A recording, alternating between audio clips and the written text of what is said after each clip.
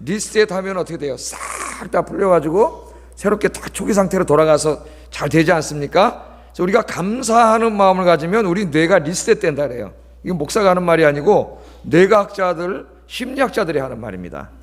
그래서 요새는 안 믿는 사람들도 이 생활 태도를 바꾸는 이 교육을 많이 해요. 감사하는 태도로 살자. 그래서 막 감사 노트 쓰기, 뭐 백감사하기 막 그래가지고 군대에서도 감사열풍이 불어가지고 지환이 군대 생활할 때 보니까 백감사, 엄마 아버지께 대한 백감사를 써왔더라고. 군대에서 써서 보내라 그래서 본 거예요. 그러니까 생각 안 해보다 어떻게 했겠어요? 백감사 한번 써봤냐? 미나? 엄마한테? 엄마 아빠한테? 백감사. 예? 뭐 보니까 별로 게 다 있더라고. 하여튼 예? 감사 우리가 생각하지 않았는데 한번 써보면 정말 감사한 게 너무 많아요. 그래서 여러분 감사 노트도 한번 만들어 보시고 특별히 여러분 제일 먼저 하나님께 감사한 거 한번 좀 생각해. 착한 우리 한번 여러분 눈 감으시고 올 한 해 동안 감사한 거 한 가지만 한번 생각해 보세요. 정말 너무 감사합니다 하나님. 그런 거 한 가지만 생각해 보세요.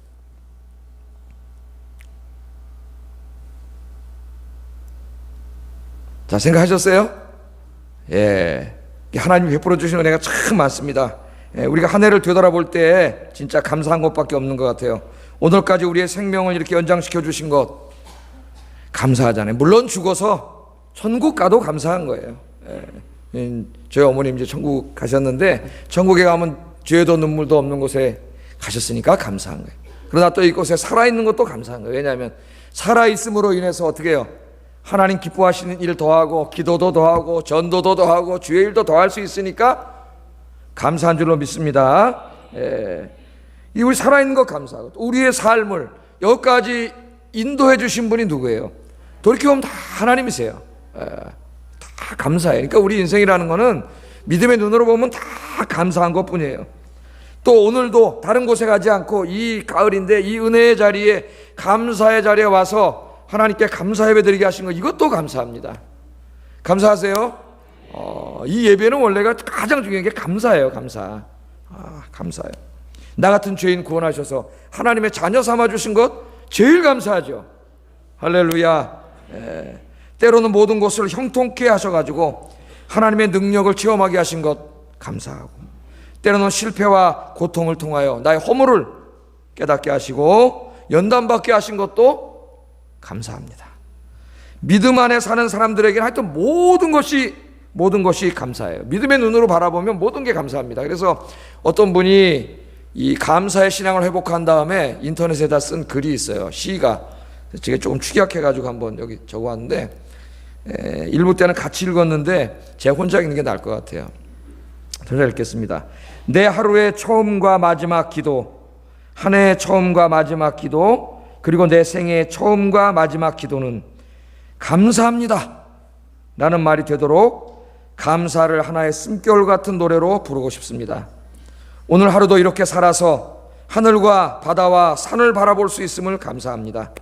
하늘의 높음과 바다의 넓음과 산의 깊음을 통해 오래오래 사랑하는 마음을 배울 수 있어 행복합니다.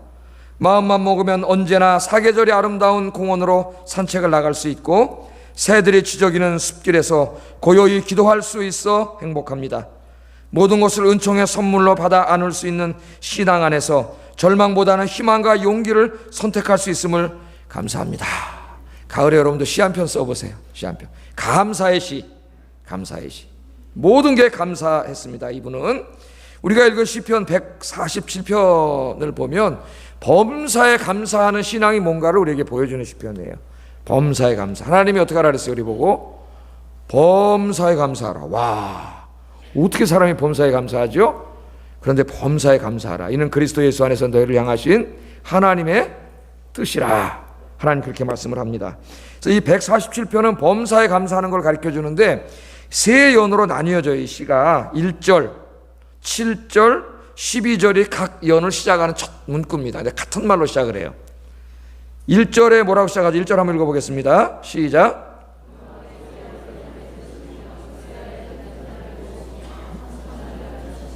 예. 뭐로 시작합니까? 하나님께 감사하며 감사하라, 찬양하라. 그렇게 권고로 시작하고 그 다음에 왜 감사해야 되는지 감사 이유를 쭉 쓰고 있죠. 7절도 한번 읽어보겠습니다. 시작.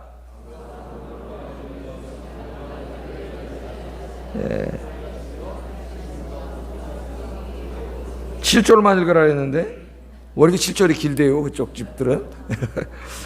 감사함으로 여호와께 노래하며 수금으로 하나님께 찬양할지어다. 이 8절 9절 빼놨네. 7절 제가 읽으라 했죠, 성경책 보고. 그래서 여기서도 찬양과 감사로 시작하면서 무엇에 대해서 감사해야 되는지 또 그 밑에 썼어요. 12절도 한번 읽어보겠습니다. 성경책 보면서 시작.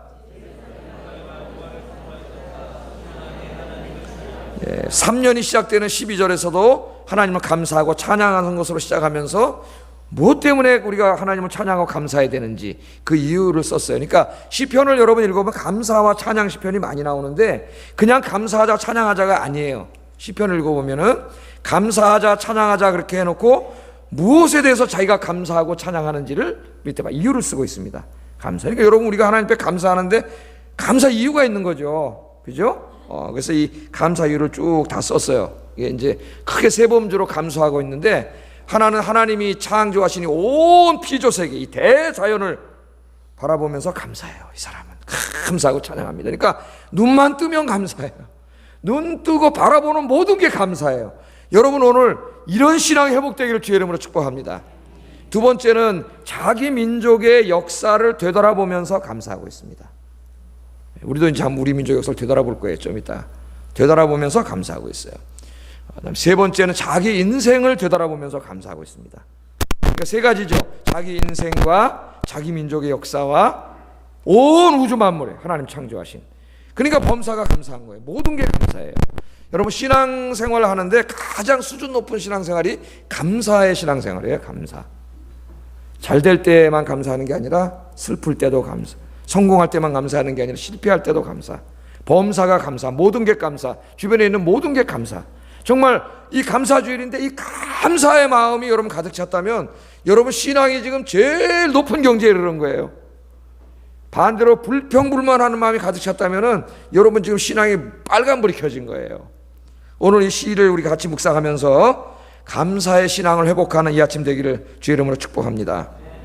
첫째, 시인은 자기 민족과 국가를 바라보고 자기 민족의 지나온 역사를 바라보면서 하나님 앞에 감사했습니다. 우리 화면 보면서 같이 한번 2절 3절 말씀 읽어보겠습니다. 시작.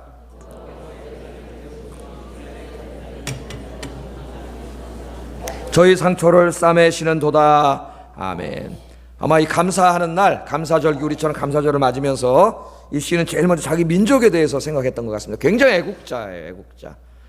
여러분 예수 믿는 사람은 나라를 사랑해야 될까요? 안 사랑해야 될까요? 우리는 하나님 나라를 믿는 사람이니까 대한민국은 필요 없어. 맞아요, 안 맞아요? 우리는 하나님 나라는 온 우주예요. 그러니까 우리는 민족주의가 아닙니다, 여러분. 민족주의를 주장하는 사람들은 조심해야 돼요. 우리는 사회동포주의예요. 온 세계 민족이 다 우리 하나님의 한 자녀들이에요. 우리는 그런 생각을 가지고 있지만 특별히 그 중에서도 하나님 대한민국에서 우리 대한민국 사람 태어나게 했습니다. 그 자기 민족을 사랑하는 건 잘못된 게 아니에요. 우리 민족을 사랑해야 되지만 이 잘못된 애국주의는 우리가 안 되는 거죠. 쇼비니즘이라 그러죠. 자기 민족만 사랑해. 민족주의가 극단화되면은 2차 대전을 일으켰던 일본의 민족주의, 독일의 민족주의 같이 됩니다. 다른 민족은 안중에 없어요. 자기 민족을 위해서 다른 민족을 쳐들어가고 죽이는 이런 일을 하게 돼요. 그래서 우리는 사회동포주의고, 그러나 대한민국 국민으로서 하나님 주신 민족을 주님 뜻 안에서 우리가 사랑해야 됩니다. 오늘 시인은 굉장히 애국자인 것 같아요. 자기 민족을 바라보면서 감사해요. 역사를 되돌아봅니다. 예루살렘이라고 얘기했습니다. 예루살렘을 세우셨다 그래요, 하나님이. 예루살렘은 이스라엘의 수도입니다. 그러나 이건 단지 예루살렘만 말하는 게 아니라 이스라엘의 상징이죠. 상징. 우리가 서울 그러면 이게 대한민국 전체를 나타낼 수도 있듯이 이스라엘의 상징이에요. 하나님이 이스라엘 민족을 세우셨어요. 예? 그리고 탁 터진 자들을 모아주셨고 상한 자를 싸매주셨다고 이야기합니다. 여러분 이스라엘 민족이 지금 어떤 민족이었어요? 430년 동안 애굽에 가가지고 노예 생활하던 노예들이었습니다. 노예들. 애굽의 왕들이 국고성 질 때 거기 끌려가가지고 노동자 하던 사람들이에요. 노동. 예? 그 애굽 왕이 자꾸 번창하는 것 같으니까 남자애들 다 죽여라 그래갖고 민족이 말살할 뻔했던 그런 민족이에요. 그런데 하나님의 은혜로 그들 어떻게 했어요? 하나님이 그들을 구원해 주셨어요. 애굽에서 탈출시켜 주시고 지금 살고 있는 가나안 땅에 와서 이 땅 기름진 땅에서 살게 해주시고 이스라엘이라고 하는 이 언약 민족 국가를 하나님께서 세우게 하셨죠. 하나님 나라를 세우게 하시고 지금 그런 것들을 이렇게 되돌아보는 거예요. 아, 우리가 과거에는 노예였는데, 나라도 없었는데, 광야에서 유랑하던 그런 민족이었는데 하나님 우리 너무나 사랑하셔가지고 여기 가나안 땅을 주시고 이 가나안 땅 거민들 다 몰아내시고 하나님이 이 민족 이렇게 나라를 세우게 하셨구나. 그걸 생각하니까 감사한 거예요. 감사. 그래서 오늘 우리가 이제 감사주의를 맞이하게 되는데, 이 시편을 읽으면 꼭 우리 조국과 민족이 생각납니다. 우리가 살고 있는 조국 대한민국. 불과 70년 80년 전만 해도 우리나라는 일제의 식민지였습니다. 나라가 없었죠. 일제에게 나라를 빼앗긴 채 온 국민이 온갖 고난과 수치 속에 살았습니다. 특별히 우리 기독교는 신사참배를 강요당해가지고 많은 그리스도인들이 일본의 신사에 가서 절을 하고 충성을 맹세했어요. 일본 황제에게 강제로. 여러분 이제 그걸 보면은 예수님 그 바울 시대의 로마 황제가 그렇게 한 것과 똑같은 거예요. 로마 황제에게 충성을 다하게 하기 위해서 신전을 만들어 놓고 황제를 신으로 섬기게 했듯이 일본도 그렇게 했다고요. 일본도. 그래서 신사참배를 강요하고 많은 젊은이들이 징용으로 끌려가서 일본을 위해서 싸우다가 이름도 모르는 곳에서 싸우다 죽었어요. 그러니까 일제시대 때 상당수 우리 젊은이들이 일본군에 종사했습니다. 그러니까 일본군이었다고 매국노가 아니에요. 친일파가. 그럼 우리나라 사람들 거의 다 매국노예요. 그러면 그런 식으로 역사를 극단적으로 해석하는 자들을 조심해야 합니다. 이 땅에 수많은 우리 아가씨들이, 처녀들이 정신대로 끌려가서 고통을 당했습니다. 그렇게 36년 동안 고통을 당한 거예요. 우리 민족 한번 생각해 보자고요. 100년도 채 안 됐어요. 우리가 지금 절망적인 나라였는데, 그리고 해방을 맞이했습니다. 우리 힘으로 해방을 맞이한 것도 아니에요. 강대국들의 그 힘에 빌려서 해방을 맞이했어요. 준비된 게 아무것도 없습니다. 조선 왕조 시대 끝나고 일제 36년 끝난 다음에 우리는 민주주의라는 걸 경험해 보지 못했고 근대 국가라는 걸 경험해 보지 못했어요. 역사는 그 시대의 산물이에요. 오늘의 시각에서 그 시대를 바라보면 안 돼요. 모든 역사가는 그 시대의 산물이고 그 시대의 아들이에요. 역사를 바라볼 때 아무것도 없어요. 그런데 정치는 불안하고 우리나라는 좌익과 우익으로 나뉘어져 가지고 극렬하게 싸우고 있었습니다. 좌우익. 여러분, 이 좌익과 우익의 다툼은 이 우리나라 일본에게 나라 뺏겨서 독립운동할 때부터 시작돼요. 독립운동할 때부터. 그때 독립군 안에 이미 좌익이 있었고 우익이 있었어요. 그 안에서 자기들끼리 싸웠어요. 그 안에서 일본과도 싸웠지만은 그 안에서 더 싸웠어요. 이거 중국도 마찬가지예요. 중국도 일본과 싸우는 것보다 그 모택동이 중심하는 공산당 그 반일 운동하면서 사실은 자기들끼리 더 싸웠다고. 이게 그러니까 일제 시대에는 민족이 중요했죠. 그러나 이제 해방이 되니까 일본은 없어지고 남북이 갈리면서 민족보다는 뭐가 더 중요해졌어요? 이념이 더 중요해졌어요. 이념이. 뭐 제가 뭐 근대사를 다 지금 얘기할 수는 없고요. 하여튼 그렇게 그 싸움이 지금까지 계속되고 있습니다. 우리나라에. 세계에서 우리나라 같이 지금 좌우가 나눠가지고 지금 이렇게 애들 책 하나 교과서 만드는 거 하나, 이거는 하나 고리에 아무것도 아니에요. 사실은 이거는 속으면 안 돼요. 우리가 이런 고리를 갖다 놓고 지금 이게 대립하고 싸우는 나라가 우리나라밖에 없어요. 우리나라밖에 없게. 나는 정말 내가 늘 얘기하지만 우리나라가 망하지 않는 게 하나님의 은혜입니다. 하나님이 붙잡아 주시니까 이 나라가 안 망하는 거예요. 이 나라가. 우리나라가 뭐가 있어요? 국가를 일으킬 자본도 없고 기술도 없습니다. 기술도. 지금 우리 소위 좌파 시각을 가진 우리 역사학자들, 또 민중사관을 갖고 있죠. 그들이 쓴 역사를 이승만 대통령을 완전히 무슨 매국노처럼 끌어내리고 그렇게 하는데, 난 그렇게 하면 안 된다고 봐요. 저기 저 속초에 가면 이승만 그 기념관이 있습니다. 이승만 대통령. 거기 가면 이승만 대통령이 그 당시에 보던 성경책이 있어요. 이사야 43장인가 제가 한번 설교를 한 적이 있는데, 펴놓고 기도하면서 아무것도 없는데, 경험도 없고 뭐가 있어요? 국가를 세워야 되는데, 여러분 교회 하나 세우는 것도 힘든데 국가를 세우는 게 얼마나 힘들겠습니까? 그 건국 대통령으로서 존경받아야 된다고 생각해요. 그러나 그가 이제 하면서 독재를 하고 3.15 부정선거를 하고 이런 부분들에 대해서는 비판해야 된다고 봐요. 잘한 것은 인정하고 못하는 것은 비판하고, 이게 역사가 객관적일 수는 없지만 최대한 객관적으로 공과를 다 기록하는 것이 굉장히 중요하다고 봐요. 근데 지금 우리 현행의 우리 아이들을 가르치는 교과서는 완전히 좌편향되어 있습니다. 한 권 하나 빼고는. 거의 다 똑같아요. 거의 비슷하기 때문에 이것은 반드시 고쳐야 된다. 근데 그걸 국가에서 하든지 아니면 뭐 다른 무슨 기관에서 하든지는 뭐 나는 국가에서 해야 된다고 생각해요. 그러나 그거는 의견이 나뉠 수 있지만 이건 반드시 고쳐야 된다. 여든 야든 그 문제는 일단 인정하고 시작을 해야 된다고 봐요. 저는. 그러나 뭐 국가에서 하는 게 내 말이 따로 이런 생각하지 않습니다. 다른 생각할 사람은 다른 생각 하셔도 괜찮아요. 자, 여러분, 국가를 일으킬 자본도 자원도 기술도 아무것도 없어요. 그런데 그런 혼란기에 좌우익 대립에서 맨날 싸우다가 6.25 사변 터지지 않았습니까, 여러분? 6.25 사변. 예? 온 민족을 적화하려는 저 김일성 공산주의자들로 인해 이 강토가 3년 동안 완전히 전쟁으로 피폐화됐어요. 하나님의 은혜가 아니었다면 우리 민족은 지금 적화 통일됐을 겁니다. 그래가지고 지난번에 저 인천에 있는 저 메가더 동상을 때려 부수겠다고 동국대학에 누굽니까? 이름도 까먹었어요. 강모식이 교수하고 저 좌파 애들이 가가지고 메가더 때문에 통일이 안 됐다는 거 아니에요. 메가더만 아니면 여기 싹 김일성이 내내 통일했을 텐데, 예? 메가더 때문에 통일이 안 됐다고 지금 그러고 있는 거예요, 여러분. 제가 이 학생 운동을 했습니다. 툭하면 종북몰이 한다 그러는데 난 그 소리 들으면 웃음이 나와요. 이 땅의 김일성 주체 사상을 사회 변혁 이론으로 삼아서 북한식 사회주의 국가를 만들겠다고 하는 사람이 굉장히 많습니다, 여러분. 나는 내가 학생 운동했기 때문에 이야기해요. 그런 애들하고 같이 이야기하고 살았으니까. 무슨 종북몰이를 해. 물론 그것을 지나치게 자기 정치적인 것을 이용하려고 써먹어왔던, 과도하게 써먹어왔던 잘못이 있어요. 그런 것들 하면 안 됩니다. 그러나 사실이에요. 사실이에요. 그들의 사회변혁 이론이 영어로 NLPDR이에요. NLPDR. 이게 뭐의 약자인지 아세요? National, Liberation. P는 우리들한테 얘기할 때는 Peoples라 그래요. Peoples. 자기들끼리는 프로레타리아예요. 프로레타리아, Democratic Revolution. 민족 해방, 민주주의 혁명입니다. 민족 해방이라고 하는 것은 우리가 누구의 식민지로 있다는 게 지금 그 식민지가 미국의 식민지라는 거예요. 우리를 그 사람들 식민지로 봐요, 지금. 그래서 미국을 때려부수지 않고는 우리나라 모순이 해결되지 않는다고 보기 때문에 계속 반미운동을 하는 거예요. 그걸 아셔야 돼요. 그 다음에 민주주의 혁명, 프롤레타리아 혁명을 통해서 이 땅을 사회주의 국가로 만들겠다는 거예요. 거기에 김일성 주체 사상을 가지고.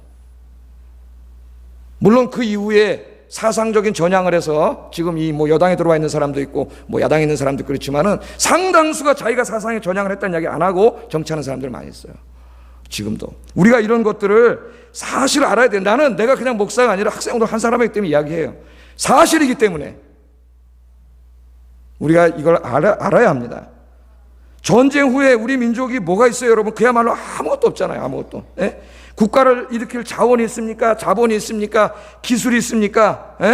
국민을 일으키고 이끌어야 될 국민들은 이 정부는 다 부정부패로 썩어 오죽하면 깡패들이 나와가지고 정치했겠어요? 깡패, 이정재 뭐 해가지고 동대문파 깡패들이 나와서 정치를 했겠습니까? 국민들은 한 해 겨울 나는 게 고통. 봄에는 밥을 굽는 집이 허다했고 농촌에는 보릿고개로 시달렸습니다. 우리 뭐 저보다 연세 많으신 분들이 많기 때문에 뭐 제가 말하면 무슨 얘기가 될 수 있어요. 우리 저보다 연세 많으신 분들에게는. 보릿고개가 뭐예요? 보릿고개가. 시골에는 봄이 되면 양식이 없습니다. 봄에 풀이 돋아야 쑥떡이라도 해서 연명하는데 들에는 풀도 없어요. 자식은 배고프다고 보채고 젖먹이는 젖달라고 보채지만 뭘로 먹일 겁니까? 엄마가 안 먹었는데 애기들은 무슨 젖이 나와서 먹일 거예요. 우리가 그런 나라였어요. 제가 1963년에 태어났는데 우리나라 그때 총 수출액을 보니까요 8,680만 달러, 그러니까 1억 달러도 안 됩니다. 1억 달러. 지금 중소기업 한 회사만큼도 수출을 못해요. 우리 전체 수출액이. 당시 우리나라 64년도 국가 수출 목표가 1억 달러 수출하자. 1억 달러 수출하자. 그거였어요. 국가적으로는 달러 벌기 위해서, 개인적으로는 먹고 살기 위해서 어떻게 했어요, 여러분? 독일의 과학부로 간호사로 우리 영화 지난번에 국제시장에 다 나오지 않습니까? 간호사가 뭐 지금 같은 그런 간호사가 아니라 요양사 비슷한 거죠. 독일의 그 이제 연세 마지막을 가는 그런 사람들과 똥, 대변, 소변 이런 거 받아내고 이런 일을 한 거예요, 이런 일. 그게 뭐 아무 자본이 없으니까 64년도에 박정희 대통령이 원자재 구입하고 차관 얻으러 서독에 가서 이게 동영상이 있더라고, 다 지금. 그 실제 영상이 있어요. 탄광에 들렸는데 대통령이 광부들의 노고를 취하는 연설하는 동안 광부들이 울기 시작합니다. 대통령을 보고. 타국에서 얼마나 서러웠겠어요. 대통령도 웁니다. 배고픔과 서러움에 북받친 울음에 같이 끌어안고 울었어요. 그래도 그때는 그런 게 있었어요. 국민과 대통령이 끌어안고 우는 게. 아주 이념이라는 게 못 쓸 것입니다. 이 광경을 보고 있던 서독 탄광 사장 울고요. 특별히 그 당시 서독의 대통령이 있던 리부케라고 하는 사람이 웁니다. 서독 대통령이 울었어요. 너무 불쌍해가지고. 그게 뭐라 했냐면은 그 단어 각하 울지 마세요. 울지 마세요. 우리가 도울 테니 울지 마세요. 그랬다는 거 아닙니까, 여러분? 예? 이것이 불과 40-50년 전에 우리의 모습이에요. 저는 이제 그 시대를 이렇게 쭉 자라왔던 제 시대니까요. 40-50년 전에 우리나라의 모습입니다. 그 당시에 제가 늘 말하지만 UN 그 당시에 166개 가입 국가 중에 165등 스리랑카 다음으로 제일 세계에서 못 사는 나라입니다. 우리나라가. 그래서 저 어렸을 때 보면 동네에 뭐가 다녔냐면은 머리카락 고장난 시계나 머리카락 팔아요. 이거 아마 다 들어보셨을 거예요. 고장난 그 엄마들이 그럼 머리카락 어느 번 엄마가 머리가 잘려 있어요. 엄마가 머리 잘라서 판 거예요. 그걸 가발 만들어서 팔고 그렇게 했습니다. 예? 아무 희망도 없는 그런 나라에 우리가 텔레비전 보게 된 건 60년대 이후 일이고요. 그것도 극소수의 사람들만이 흑백 TV를 가지고 있었어요. 제가 초등학교 다니던 70년대 초만 하더라도 텔레비가 없어가지고 우리 동네에 텔레비 있는 집은 손 꼽을 사람 몇 명밖에 없고, 그래서 대부분의 애들은 텔레비전 보려면 만화가게 가서 봤습니다. 그 당시에 만화가게가 차려놓고 텔레비를 한 대 주인이 사다 놓고 10원인지 5원인지 정확히 기억은 안 나요. 6시부터 10시까지 보여줍니다. 10원인지 5원인지 내면 애들이 꽉 채운 만화가게. 그래서 텔레비 봤어요. 그럼 여학생도 있고 남학생도 있다 보니까 갈릴 때가 있어요. 이게 이제 여학생 연속극 보자고 남학생 꼰트 보자고. 그럼 이거 어떻게 해야 되죠? 주인이 딱 나와요. 주인이 진짜 그런 사람 대통령 돼야 돼요. 연속극 볼 사람 손들어. 쫙 꼰트 볼 사람 손들어. 그래 딱 그렇게 다수결로 해가지고 꼼짝 못합니다. 왜냐하면 다수결로 했기 때문에. 그래서 우리나라의 민주주의는 만화가게에서 싹 텄다. 나 그렇게 생각해요. 근데 어떤 사회학자도 거기에 관심 가는 사람 없더라고요. 예? 다 부잣집 아들인지 만화가게에서 싹 텄어요. 그렇게 했고요. 하여튼 저희 동네 제가 우스갯소리를 한번 얘기하지 않습니까? 김창모라고 하는 친구가 있었는데 저보다 1년 위라서 형이라고 그랬는데 김창모네 집엔 텔레비가 있어가지고 하여튼 축구할 때 그 친구가 나만 살짝 불러요. 나만 살짝. 야, 창모야 텔레비로 가자. 걔네 집 가서 텔레비를 보면 둘이 다 앉아가지고 나만 보여주는 거예요. 왜냐하면 창모니까. 자기는 김창모, 나는 자창모. 그래가지고 평소에 텔레비전 있는 애들한테 알랑방귀를 많이 껴야 돼요. 그래야 축구할 때 텔레비전을 보여줘요, 애들이. 예? 그래, 그게 벌써 제가 어렸을 때인데, 전화 있는 집은 그때 저 초등학교 제가 다닐 때, 하여튼 더 연세 드신 분은 용서하고 들으세요. 그때 뭐 부모님이 있었던 분도 있고 그런데 80명이 넘었어요. 80명이. 청구초등학교 저 약수동에 신당도 했는데, 그냥 오전반, 오후반 나눠서 공부했는데 전화 있는 사람이 거의 없어요. 그 당시에는 육성회비를 걷어가지고 뭐 우리 어머니들 다 아실 거예요. 부잣집에는 600원 내고, 그 다음은 450원, 그 다음 300원, 그 다음 150원, 너무 가난하면 면제했어요. 이렇게 되는데 이것도 못 내는 애들이 굉장히 많았습니다. 그 중에 저도 한 사람 있었어요. 그래고 이제 전화로 엄마한테 얘기를 해야 되는데 선생님 전화를 못하죠. 전화가 없으니까. 지금의 애들도 다 핸드폰 갖고 다니는데 생각을 해보시라고. 그 못하니까 불려가는 거야. 육성회비 못 내는 선생님 교무실에 쫙 가서 있어. 선생님, 야 자창 너 언제 낼까? 엄마한테 돈 달라 그래 마. 예? 이거 시달리다 보니까 학교가 가고 싶겠어요? 안 가고 싶겠어요? 학교 가기가 싫어. 선생님한테 시달려가지고. 그러니까 참 선생님도 답답하니까 그랬겠죠. 이거 뭐 얘기를 해야 되는데 이 교육적으로 이게 참 말이 안 되는 이게 아닙니까? 그 얼마 전에 텔레비전 보는데 연속극에 그런 장면이 나오더라고요. 등록금을 못 내가지고 선생님 앞에 불려가가지고 어떤 애가 혼나는 장면이 나와. 등록금 내라고. 그거보다 제가 펑펑 울었다는 거 아닙니까? 나도 모르게 동화된 거예요. 심리적으로. 그죠? 그럴 때가 있어요. 심리적으로 동화돼. 공감이 된 거예요. 공감이라는 게 참 중요한데 제 설교들이 이게 공감이 돼야 되는데 여러분하고 펑펑 운 적이 있어요. 여러분 생각해 불과 40년 전에 1억 달러 수출을 간신히 넘기던 우리나라 50년 전에 정확히 말하면 딱 50년 전에 1억 달러 50년이 지난 2014년 작년에 우리나라 얼마 수출했냐면 5,731억 달러. 그러니까 5,731억 배를 더 수출하게 됐어요. 50년 만에. 할렐루야. 하나님의 은혜입니다. 하나님의 은혜. 그리고 GNP 대비, 그러니까 국민 총생산이죠. GNP니까. GDP가 국내 총생산이고, 우리 국민들이 한 총생산 1위가 미국이고, 11위입니다. 우리나라. 11위.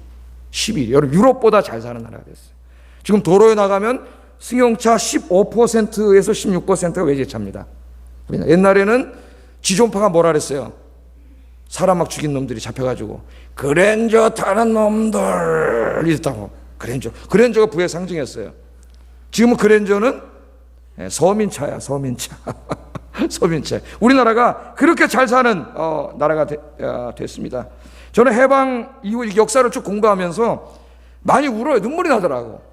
눈물이 나요. 옛날에 좀 정치도 하고 싶었는데 하여튼 하나님 목사를 되게 하셔가지고 정치했으면 잘했을 것 같아요. 내가 눈물이 나요. 하나님의 은혜에 너무 감사해서 울었습니다. 1964년 1억 달러 수출을 막 넘어설 때 우리와 같이 1억 달러를 막 넘기면서 경제 발전해보자고 한 나라가 11개 나라예요. 아이슬란드, 과테말라, 코스타리카, 튀니지 등 11개 국가였는데 이 모든 나라가 100억 달러를 넘지 못하고 다 무너졌어요. 경제가. 우리나라 한 나라만 이렇게 발전을 했습니다. 한 나라만 아세요? 한 나라만. 뿐만 아니라요, 하나님께서 이 땅에 경제적인 성장만 주신 게 아니라 정치적인 자유를 주셨고 민주화를 이루게 하셨다는 거예요. 이 짧은 기간 안에 경제 성장과 민주화를 동시에 이룬 민족은 세계에 그렇게 흔하지 않습니다. 우리나라의 이 해방 이후의 근대사 50년은 나는 자랑스러운 역사다, 그렇게 생각해요. 누가 와도 자랑스러운 역사다. 물론 그 가운데 독재도 있었고 장기 집권도 있었고 노동의 어떤 문제도 있었고 이런 부정적인 것들도 있었던 것도 사실이지만 세계 어느 나라 역사에 그런 거 없는 민족이 어디 있습니까? 다 그런 과정을 거쳐서 오늘날 저렇게 된 거예요. 민주국가가 되고. 참으로 놀라운 민족이에요. 지금 얼마나 자유가 많으냐. 대통령한테 귀태라 그래. 태어나서는 안 될 여자라는 얘기야. 태어나서는. 그런 막말을 하고 엊그저께는 또 무슨 정신병 분열증 환자라 그러고 그렇게 공개적으로 얘기해도 저렇게 잘 사는 나라. 무슨 독재국가입니까 우리나라가? 독재국가였으면은 벌써 쥐두새도 모르게 잡혀가 죽었어요. 그딴 얘기 했다가는. 대통령한테 근현이라고 하는 놈 있어요. 근현. 그래 놓고 이 몰리니까 내가 오타에서 니은을 꼈다고 그런 말도 안 되는 궁색한 변명을 늘어놓는. 그래도 잘 살아. 그래도 그만큼 자유. 난 자유라고 생각하지 않지만 국민이 뽑은 대통령이 그렇게 모독하면 안 된다고 봐요. 나는 정책을 비판할 수 있고 다른 생각을 가질 수 있습니다. 그러나 정치인들이라면 특격이 품격을 갖춰야지. 시정 잡배만도 못한 인간들이 다 여의도에 가가지고 참 안타까워요. 우리 이거 수준이야, 수준. 그런 사람들 다음에 또 뽑아. 왜? 우리 고향 사람이라고 또 뽑아. 제발 그러지 마세요, 여러분. 전라도, 경상도, 충청도 이런 거 하지 마세요. 예수 믿는 사람이 무슨 전라도가 어디 있고 충청도, 충청, 강원도 이런 게 어디 있어요? 그런 사람이 자꾸 뽑히는 거야. 그러니까 전라도 나오면 다 돼. 경상도 나오면 다 돼. 그러면 거기서 무슨 사람이 좋은 사람이 나오겠어요? 똘마이들밖에 더 나오겠냐고. 아유, 내가 참 대통령도 아닌데 내가 참 안타까워요. 나도 학생운동을 하고 우리나라를 생각하면서 하나님 앞에 감사하면서도 참 안타까워요. 여러분, 하나님께서 그런 가운데서도 민주화를 이뤘잖아요. 여러분, 이거 정말 자랑스럽잖아요. 정치 민주화를 이루었잖아요. 이렇게 자유가 많은 나라가 어디 있어요, 여러분? 미국에서도 시위하고 어제처럼 파이프 들고 나오면은 여러분 잡아갑니다. 총으로 쏘고 때려요. 이렇게 내버려 두지 않아요. 우리나라는 경찰이 맞잖아. 이게 맞는 건지 안 맞는 건지 나는 모르겠어요. 하여튼 어느 나라보다도 자유가 많아. 좀 제한해야 된다고 봐요. 나는 좀 국가 안녕과 질서를 위해서. 왜 하나님은 우리에게 이렇게 복을 주셨어요? 나는 우리 성도들이 기도했기 때문이라고 생각합니다. 할렐루야. 하나님이 주신 거예요. 하나님이 기도했기 때문에 얼마나 열심히 기도하고 얼마나 열심히 신앙생활했어요. 우리 어머니 시대, 아버지 시대에 철야 기도하고 금식 기도하고 새벽 기도하고 정말 기도의 삶이었어요. 이분들의 삶이. 그렇기 때문에 하나님이 나는 이 문제가 많은 나라에 복을 주셨다고 생각을 해요. 할렐루야. 하나님이 복을 주신 거예요. 이 복을 주신 거예요. 나는 역사도 오늘 얘기한 게 나면은 역사는 객관적으로 기록해야 되는데 역사는 객관적일 수 없습니다. 왜냐하면은 역사는 사실에 대한 연구라고 착각하는 사람이 사실에 대한 연구가 아니에요. 역사는 사료에 대한 연구예요. 사료. 그러니까 어떤 사건이 일어났으면 그 사건에 대해서 누군가 기록을 했을 것이고 그 기록한 것을 사료라 그래. 그 사료를 연구하는 거예요. 여러분 임진왜란 때 태어났어요? 우린 몰라요. 임진왜란에서 기록한 기록물을 보는 거예요. 그러니까 역사는 사실, 팩트에 대한 연구가 아니라 사료에 대한 연구예요. 사료. 그러면 그 사료들이 굉장히 다양합니다. 뭐 예를 들어서 5.16을 어떻게 볼 거냐? 사료가 다양해. 생각도 다양해요. 그럼 역사가라고 하는 사람은 누구냐? 그거 가지고 사료들을 펴놓고 자기가 생각하는 대로 사료들을 취사 선택해. 취사 선택. 고른단 말이에요. 마음에 안 드는 거 버려 다. 취사 선택해. 이걸 다시 재구성해가지고 역사라는 걸 써요. 우리 근대사라는 걸. 그래서 역사는 내가 역사하는 사람들한테 미안하지만은 역사가가 쓴 소설이에요, 소설. 그거 사실이 아니에요, 여러분. 역사책은 사실에 관한 책이 아니에요. 소설, 역사가가 쓴 사료를 재료로 가지고 쓴 소설책에 불과해요. 그래서 역사에서 제일 중요한 건 역사가야, 역사가. 역사를 기록하는 그 사람이 어떤 사람인가가 제일 중요해요. 그 이에이치가가 유명하냐고 그랬죠, 역사학자가. 역사는 역사가의 연구예요. 역사가. 누가 쓰느냐가 중요하다고. 그런데 우리나라에 제가 학생운동할 때는 90% 이상의 역사가가 좌파였습니다. 그걸 아셔야 돼요, 여러분. 제 친구 부인이 연세대학교 문학비평 16명 대학원 공부하는데 15명이 막시스트라는 거야.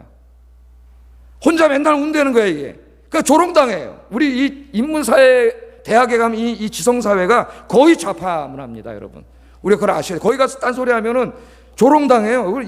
SNS나 이런 수준이에요. 그런 다 돌아다니잖아요. 보수적인 얘기는 없잖아요. 거기 그런 사람들은 열심히 하고. 예? 그렇게 돼 있어요, 우리 역사가. 지금도 난 정확히 모르겠지만은 한 70% 이상은 좌파라 그래요. 좌파라고. 그걸 우리가 알아야 돼. 그래서 역사가가 중요하기 때문에 좀 양심적이고 중립적인 학자들이 역사를 써야 됩니다. 그래서 이승만 대통령, 그가 아무것도 없는 데서 나라를 세우고 국가를 일으킨 그런 긍정적인 부분도 기술을 하고, 그가 3.15 부정선거를 통해서 이렇게 역사를 얼룩지게 한 그런 부분도 동시에 기록해야 된다고 봐요, 나는. 그래서 건국 대통령은 인정해 줘야 되지만 우리 아이들이 배울 때, 이분이 이런 정치적으로는 이런 부정을 했구나, 이런 지도자가 돼서는 안 되겠다, 이걸 배우게 해줘야지. 박정희 대통령 세계 유례없는 경제 성장을 이뤘습니다. 모든 세계가 다 인정하는데 우리나라 좌파만 인정하네요. 그럼 그 사람이 이런 경제 성장에 대해서는 긍정적으로 기술을 하고 인정을 하고, 그러나 그 사람이 유신을 해가지고 18년 동안 장기 집권하고 독재한 부분에 대해서는 비판을 해야죠. 그래서 이분이 경제 성장을 한 부분이지만 정치적 독재를 했구나, 우리 아이들이 이렇게 다 알아야 된다고. 다. 지금의 교과서는 그렇지 않아요. 이것을 공정하게 기록할 수 있는 양심적이고 중립적인 학자들을 뽑아서, 난 누가 뽑혔는지 모르겠지만 뽑았을 겁니다, 아마. 그런 사람들이 역사를 써야 돼요. 그래서 우리 아이들이 양쪽을 다 보고 그 역사에 대한 평가는 자신이 하는 거예요. 지금은 저 좌파에 오염된 선생들이 자기들의 이념을 주입시키고 있어요, 아이들에게. 이건 범죄입니다, 범죄. 아이들은 모르잖아요, 가치평가를 할 수 없는. 예? 다양한 교과서를 만들어야 된다고 지금 떠들어대는데, 그 사람들이 다양한 교과서, 7개 교과서 거의 똑같은 교과서고, 2년 전인가 다른 교과서 하나 나왔죠, 보수적인 거. 난리를 치고 다투고 일어나고 선생님들 협박해서 못 쓰게 하고 자기들은 다양한 거 못하게 해요. 자기들과 다른 얘기는 전혀 못하게 해요. 그 운동권 애들이 그래요, 원래. 그렇게 하고 막 이런 홈페이지 들어와서 막 뭡니까, 댓글 달고 막 SNS로 폭격하고 이래가지고 아무 말도 못하게 해요. 그게 걔들 전법이에요, 전법. 난 너무나 잘 알지, 내가. 그래서 내가 이런 모든 걸 안타까워서 기도하고 있어요. 저는 공적인 영역에서 다뤄야 될 부분이 있고 사적인 영역에서 다뤄야 될 부분이 있다고 봅니다. 그러니까 나는 이래요. 전기, 철도, 그다음 수도, 이런 것들 있잖아요. 이런 것은 나는 민영화해서는 안 된다고 생각하는 사람이에요. 난 이거 국가에서 해야 된다. 이건 공적인 영역에서. 나는 아이들 가르치는 교육도 마찬가지라고 봐요. 사설로 넘어가면은 이런 이념과 이런 사람들에 의해서 마음대로 휘둘리기 때문에 이 공교육이 되게 쉽지가 않습니다. 지금 우리가 10년 동안 그렇게 해왔잖아요. 하여튼 생각은 자유롭게 하세요. 그러나 여러분도 기도해 주세요. 정말 양심적인 학자들이 바른 역사를 기록할 수 있도록 이번에 그렇게 여러분 기도하시는 여러분 되기를 주의 이름으로 축복합니다. 우리 기독교인들은 우리 역사를 이렇게 좀 하나님의 시각에서, 신앙의 시각에서 새롭게 보고, 왜 기독교인들이 마르크스주의자들이 바라보는 역사관에 가서 그걸 들여다보고 거기다 좋아요를 누르고 거기 칭찬하고, 왜 이런 바보가 등실 같은 짓을 하냐 이거예요. 자기가 기독교인이면은 우리가 기독교 입장에서 하나님의 섭리 가운데서 우리 역사를 어떻게 이루어졌는가를 볼 수 있어야지. 자기가 마르크스주의자예요? 여러분들이? 여러분 기독교인이야. 예? 지난번에 내가 우리나라 여러분 총리 그거 보세요. 총리 뽑을 때 한 사람 나왔다가 그 장로님 한 분 나왔다가 묵사발 돼서 나갔는데, 그분이 정치 강연을 한 것도 아니고 교회에서 강연을 하다가 일제시대 이런 불행한 역사가 있었지만 그 가운데서도 하나님의 선하신 뜻 가운데 우리가 경제 발전을 위해서 토대가 있었습니다. 이런 식으로 얘기한 걸 들고 나와서 친일을 미화했다고 떠들어대갖고 그냥 사장시켜버렸잖아요. 우리 이 광기죠, 광기.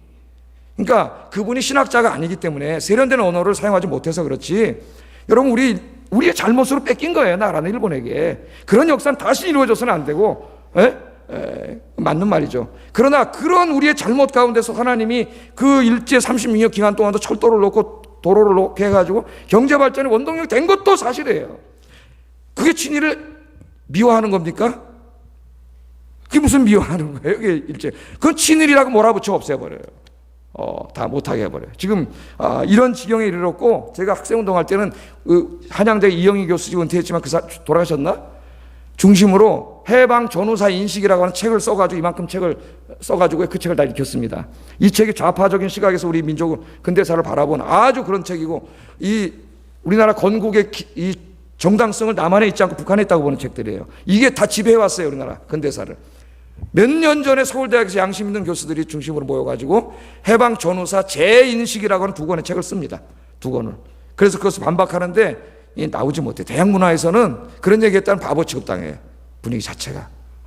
그렇게 돼 있어요. 여러분, 그래서 우리가 기독교인들은 우리 근대사를 바라볼 때도, 제가 지금 왜 이 얘기를 하냐면은 이 시인이 자기 민족의 역사를 바라보면서 거기 왜 오역이 없겠어요? 그러나 전체적으로 하나님이 그런 인간의 죄성 가운데서도 이렇게 이끌어주신 하나님께 감사하고 있듯이, 우리 민족에게 이 경제 성장과 민주화를 이루어주신 하나님 감사하고, 우리 민족을 자랑스러운 역사로 여러분 그렇게 감사할 수 있는 여러분 되시기를 주의 이름으로 축복합니다. 두 번째, 벌써 59분이 된 두 번째, 시인은 자신의 인생을 되돌아보면서 감사했어요. 자기 인생. 여러분 이제까지 살아오신 여러분 인생 한번 되돌아보세요. 13절 14절 읽어보겠습니다. 시작.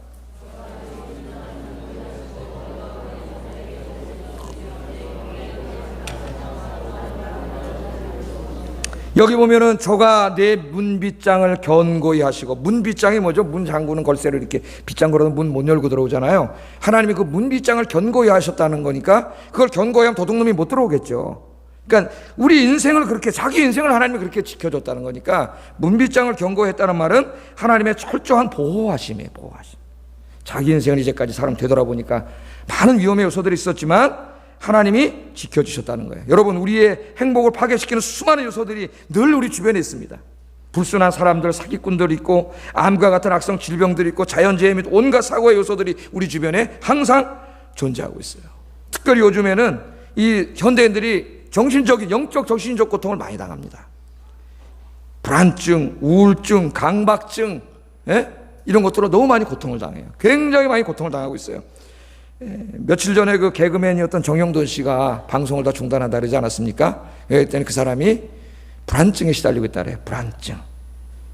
뭐가 불안하냐? 맨 처음에는 자기 실력 이상으로 주변 사람들 때문에 인기가 올라가고 돈도 많이 벌고 이렇게 너무 잘 돼가지고 그게 언제 끝날지 몰라서 불안했다는 거예요. 자기가 유재석 씨처럼 자기가 잘해서 올라간 게 아니라 그런 사람 묻어서 자기가 이렇게 잘했기 때문에 이게 언제 무너질지, 뭐 겸손한 말일 수도 있지만은 불안했대요, 자기가. 그렇게 항상 연예인들이 불안하잖아요. 이 금방 끝날 수도 있으니까 그래서 걔들이 마약을 먹는 거예요. 불안하기 때문에, 이 불안을 달래려고. 근데 여러분, 이 불안하는데 거기서 자꾸 불안이 시작되니까 그게 악화되기 시작해가지고 지금은 누가 동료가 옆에 있는데도 칼로 자기를 찌를 것 같다는 거예요. 찌를 것 같아요. 우리 교회 다니시다가 이제 멀리 이사 가셔서 다른 교회 가신 집사님도 저 상담한 적이 있는데, 그분의 불안증은 남편이 아침에 출근할 때마다 불안하대요. 왜냐하면 나가다 차 사고로 죽을 것 같다는 거예요, 남편이. 불안해서 견딜 수가 없어요. 불안해서. 경중은 다르겠지만 수많은 사람들이 이런 우울과 불안으로 시달리고 있는데, 여러분 2011년도 4년 전 통계에 의하면은 한 해 우울증으로 2,722명이 자살했습니다. 2011년에. 그해 교통사고로 죽은 사람이 452명밖에 안 돼요. 그러니까 무려 교통사고로 한 해 죽는 사람보다 우울증으로나 불안증으로 자살하는 사람이 6.5배가 많아요, 우리나라. 그러니까 이게 상당히 무서운 질병이죠. 무서운 질병입니다. 여기에 보면은 무슨 뭐 이렇게 우리 호르몬 또 무슨 심리적인 얘기도 하지만 나는 여기에 영적인 문제라고 봐요. 나는 근본적으로 영적인 문제. 여러분 병원에 가서 약 먹으면은 약 먹어서 낫는 사람 5%도 안 돼요. 그리고 좀 있으면 약 기운이 이게 다 이렇게 면역이 없어지면은 듣지도 않습니다, 약이. 그럼 상담사 심리학자 찾아가면 낫나요? 다 낫지 않아요. 나는 여기에 물론 심리적인 면도 있고 호르몬적인 면도 있지만은 여기엔 상당히 영적인 부분이 있다고 봐요. 요한계시록 9장 1절부터 11절까지 읽어보면 마지막 시대에 타락한 천사들이 악령을 통하여 사람들에게 고통을 주는 그 그림이 나옵니다. 환상을 보게 돼요. 황충이라는 이상한 벌레가 나와서 쏴서 고통을 막 주는데, 이게 얼마나 고통스러우냐면 죽는 것보다 더 고통스러워. 사람들이 막 죽고 싶어도 죽을 수가 없을 만큼 고통스럽고, 우린 전갈을 잘 모르는데 전갈을 쏘면 막 무지장 아프다 그래요. 전갈로 쏘는 것 같은 그런 엄청난 고통을 준다는 거예요. 이 고통을 줘. 마지막 때에. 그래서 요한계시록 연구하는 사람들이 당연히 연구했겠죠. 도대체 마지막 시대에 악한 영들이, 특징은 악한 영들이 사람을 통해서 괴롭히는 게 아니라 악한 영들이 귀신이 직접 괴롭힌다는 거예요. 직접. 그런데 또 하나 특징은 뭐냐면은 예수 믿고 하나님의 인치심을 받은 자들은 못 괴롭혀. 하나님의 인침을 받지 않은 사람들만 괴롭힌다고 되어 있어요, 거기. 그러면 이게 뭐냐, 이게 뭐냐. 많은 해석들이 있는데 최근에 요한계시록에 대한 방대한 주석을 쓴 사람이 있습니다. G.K. 빌이라고 굉장히 두꺼운 1000페이지 이상 되는 주석을 썼는데, 이 사람 쓴 주석을 읽어보면은 이 마귀가 주는 마지막 시대 고통이 영적 심리적 고통이라고 해석을 해요. 이 사람 영적 심리적 고통. 그러니까 직접 주는 거죠. 귀신이 불안하게 하고 우울하게 하고 이렇게 막 하는 거예요. 마귀가 주는 고통이에요. 그래서 우리 인간, 이 불신자들, 하나님의 성령의 보호를 받지 못하는 불신자들의 마음을 장악해서 온갖 심리적 정신적 고통을 준다고 해석을 하는데, 저는 상당히 가능성이 있는 해석이라고 생각합니다. 오늘 현대사회에 비추어 때 불안증, 강박증, 우울증, 편집증, 과대망상의 배후에는 악한 영의 역사가 반드시 있다. 난 그렇게 생각해요. 악한 영의 역사가 반드시 있다. 여러분은 행복한 사람이에요. 예? 물론 예수 믿는 사람에게도 마귀가요, 육신의 연약함 때문에 간혹 이런 걸 갖고 올 때가 있습니다. 저도 그렇고 우울해질 때가 있고 불안해질 때가 있어요. 그러나 우리는 성령님이 지켜주시기 때문에 능히 기도와 말씀으로 이 우울과 불안을 이길 수 있습니다. 할렐루야. 열심히 기도하고 열심히 말씀 묵상하고 열심히 찬송하세요. 금요일날 2시간 금요기도 좀 나오세요. 여러분, 금요기도. 금요기도 뭐 하세요, 여러분? 금요일날 나와서 찬송 부르고 기도하고 말씀 들으면은요, 온갖 우울과 불안과 마귀가 가져다 주는 영적 심리적 고통이 다 사라져 버려요. 나갈 때 얼마나 편안한지 몰라. 새벽기도 나오세요. 새벽기도. 새벽에 나와도 동일한 역사가 일어나요. 성령이 역사하시면 귀신이 가지고 오던 고통이 여기 오다가 다 사라져 버려요. 성령님이 보호막을 치시고 저 여러분 지켜주셔요. 그러니까 여러분 생각을 해보세요. 내가 예수 믿고 구원받았다는 게 이게 얼마나 큰 복인지 아세요, 여러분? 이게 시시한 게 아니에요. 예수 믿지 못하는 사람, 안 믿는 사람, 지금 마귀가 귀신들이 직접 괴롭혀 역산 자살하고 난리 났잖아요. 예? 못 살아요. 너무 힘들어서. 예수 믿는 사람들은 성령이 지켜주시고 마귀가 와도 이길 수 있는 힘을 주세요. 할렐루야. 그러니까 구원받은 거 하나만 해도 너무 감사한 거야, 여러분. 예? 하나님 감사합니다. 한번 해보겠습니다. 하나님 감사합니다. 나 같은 죄인 구원해 주셔서 감사합니다. 예? 마귀 귀신이 오다 여러분 성령님이 딱 지키고 있어요. 하나님이 인치셨기 때문에 그냥 싹 조금 괴롭히려고 그러다가 우리가 사탄아 물러가라 그러면 물러갈 줄로 믿습니다. 예수 믿는 사람도요, 때로는 힘들 때도 있습니다. 실패할 때도 있습니다. 넘어질 때도 있습니다. 감사하세요. 실패와 고통을 통하여 나의 허물을 보게 하신 것 감사하세요. 실패와 고통을 통하여 나를 연단시키는 것 감사하세요. 실패와 고통을 통해 더 큰 복을 받을 수 있는 그릇으로 만들어주시는 것 감사하시기를 주의 이름으로 축복합니다. 여러분, 어떻게 범사에 감사할까요? 내 인생에 벌어지는 모든 일들, 우리 민족의 역사 가운데 벌어지는 모든 일들, 우주 안에 벌어지는 모든 일들이 다 하나님의 선하신 뜻 가운데 이루어진다는 것을 믿는 사람은 범사에 감사합니다. 그게 슬픈 일이든 기쁜 일이든, 그게 성공이든 실패든, 이 모든 일들이 나의 선과 유익을 위해서 하나님의 뜻 가운데 나에게 이루어짐을 믿는 사람은 절대로 원망하지 않고 어떤 가운데서도 감사할 수 있어요. 감사하면 여러분, 내가 뭐라 그랬어요? 행복해진다 그랬죠. 긍정적인 사람이 되고 우울증이 물러나고 불안증이 물러나고. 할렐루야. 인생을 돌아보면서 감사로 회복하는 여러분 되기를 주의 이름으로 축복합니다. 이렇게 감사로 회복하니까요, 문을 열고 나갑니다. 시인이 이제 나가니까 뭐가 보일까요? 하늘이 보이네. 푸른 하늘이 너무 감사해. 구름이 또 싹 오네. 구름을 보니까 또 너무 감사해요. 좀 이따 비가 오네. 비가 오니까 너무 감사해요. 비가 와서 싹이 돋고 농사도 잘 되고. 그 다음에 오늘 내용이 다 그런 내용이에요. 산에 보니까 새가 날아가고 까마귀가 울고 또 감사해요. 들에는 동물들이 뛰어다녀요. 그것도 보니까 감사해요. 하나님이 다 먹여 살려주세요. 강이 흐르고 바다가 있고 산이 있고 공기가 있고 눈으로 보는 모든 게 다 감사한 거예요. 할렐루야. 감사를 회복하면요, 인생이 바뀌어요. 세상이 다르게 보입니다. 여러분, 이 감사절날 이 놀라운 축복을 회복하는 여러분 되시기를 주의 이름으로 축복합니다. 한 송이 꽃을 봐도 얼마나 감사한지 몰라요. 꽃이 얼마나 이뻐요. 여기 나오는. 하나님, 이 꽃을 만들어 주신 하나님 얼마나 감사한지 몰라요. 그래서 여러분 오늘부터 주님 나라 갈 때까지 여러분 정말 범사에 감사하고 감사가 넘치는 여러분 되시기를 주의 이름으로 축복합니다. 제가 이 감사한 사람 어떻게 될까? 우리 하나님께서 마지막 말씀하셔서 신명기 16장 16절 17절 말씀 보면은 같이 읽겠습니다. 시작.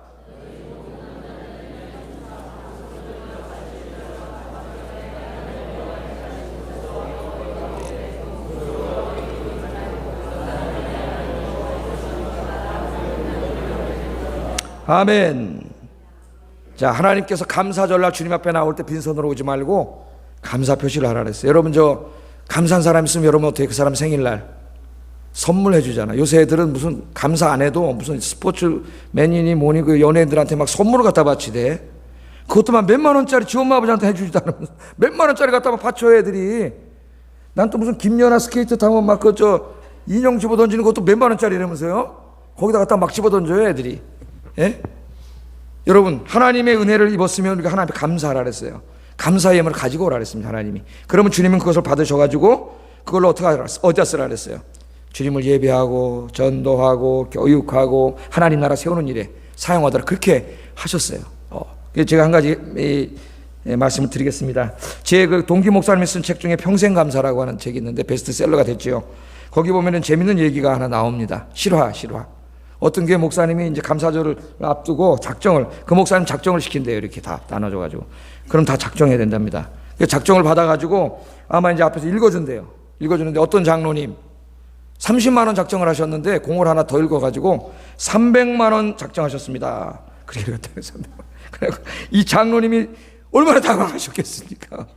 근데 하나님의 뜻으로 알고 300만 원 헌금하셨답니다. 헌금을 하셨대요. 여러분 오늘 얼마나 헌금하셨는지 모르겠어요. 얼마 후 목사님이 그 사실을 알게 돼가지고 장로님에게 사과했대요. 그랬더니 장로님 웃으면서 이렇게 말씀하시더랍니다. 목사님, 저는 제가 30만 원짜리 감사 인생인 줄 알고 30만 원 헌금하려고 했는데 하나님께서 목사님의 입을 통해 제가 300만 원짜리 감사 인생이라는 것을 깨닫게 해주셨습니다. 사실 주일날 30만 원의 10배인 300만 원 작정 헌금 발표를 듣고 몹시 당황했습니다. 그날 밤 하나님께 이 문제를 놓고 많은 기도를 드렸습니다. 기도를 하면서 지난 날을 헤아려 보니 제 인생은 목사님이 강대상에서 발표하신 것처럼 30만 원짜리 감사 인생이 아니라 300만 원짜리 감사 인생이라는 것을 깨닫게 해주셨습니다. 그래서 진짜 300만 원짜리 감사 인생이 되기 위해 감사한 마음으로 하나님께 드렸습니다. 그러시다는. 여러분 얼마짜리 감사 인생이세요? 얼마짜리 감사 인생이 되고 싶으세요? 비슷한 일이 미국에서도 벌어졌는데 미국의 자동차 왕인 헨리 포드가 한 번은 아일랜드의 수도인 더블린을 방문한 적이 있습니다. 그는 그곳에 머무는 동안 한 고아원을 방문하고는 너무 안타까워서 그 고아원은 강당을 짓는데 2,000파운드를 기부하겠다고 약속을 했어요. 2,000파운드. 그런데 다음날 지역신문에서 이걸 잘못 봐가지고 헨리 포드가 2만 불을 기부하기로 했다고 기사를 해버렸대요. 2만 불. 다 싫어요 이것도. 2만 불. 10배가 된 거죠 갑자기. 예? 고아원 측은 헨리 포드를 방문해서 사과하고 신문기사에 정정기사를 내겠다고 그렇게 말했답니다. 그랬더니 헨리 포드가 웃으면서 이렇게 말했대요. 그냥 두십시오. 모두 하나님의 뜻 아니겠습니까? 신문기사에 실린 대로 2만 파운드 내겠습니다. 대신 고아원 강당이 완공된 후에 강당 입구에 이런 글을 하나 써주시면 감사하겠습니다. 뭐라고 써달라 그랬냐면 헨리 포드의 뜻이 아니라 하나님의 뜻에 지어진 강당. 아마 난 영국에 안 가봤지만 가면 지금 있을 거예요. 하나님의 뜻에 의해서 지어진 강당. 여러분 인생은 얼마짜리 인생이 되고 싶으세요? 감사가 넘치는 여러분 되시기를 주의 이름으로 축복합니다. 기도하겠습니다. 말씀을 생각하면서 기도하겠습니다. 지난 한 1년을 되돌아보겠습니다. 우리 한평생을 되돌아보겠습니다. 우리 민족의 역사를 되돌아보고 하나님이 우리에게 주신 이 대자연을 되돌아보겠습니다. 하나님, 나도 이 사람처럼 범사에 감사하는 가장 깊은 신앙인, 수준 높은 신앙인이 되게 하여 주시옵소서. 기도하겠습니다. 사랑하시는 아버지 하나님, 감사합니다. 오늘 이 귀한 말씀을 통하여 깨닫게 해주시고 우리의 인생을 되돌아보고 우리의 민족의 역사를 되돌아보고 하나님이 창조하신 아름다운 대자연을 되돌아보면서